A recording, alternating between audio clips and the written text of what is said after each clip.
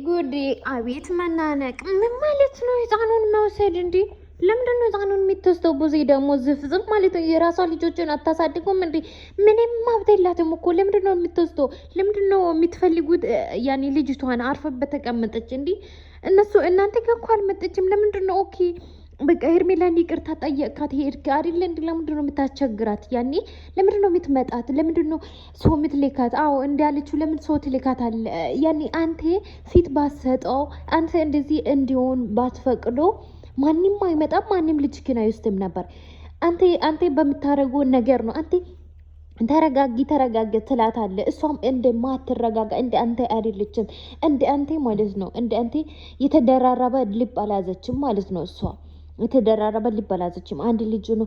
አንተ እሷ አርግዘ እንዳለች ከሌላ ሴቶች ጋር ሲዞር እንዲካረምኮ እሷ ብቻዋን መከራውን ባልተ መከራውን ጠጥታ የወለደችው ልጁን ማለት ነው። ማንም ልትወስዱ መብት የላችሁም ሲጀመር ማለት ነው። አንተ እንኳን መብት የለክም።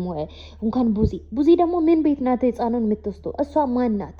ዝፍዝፍ ኦሮቶ ማለት ነው። ምን ቤት ናት? ማናት ህፃኑን የምትወስደው?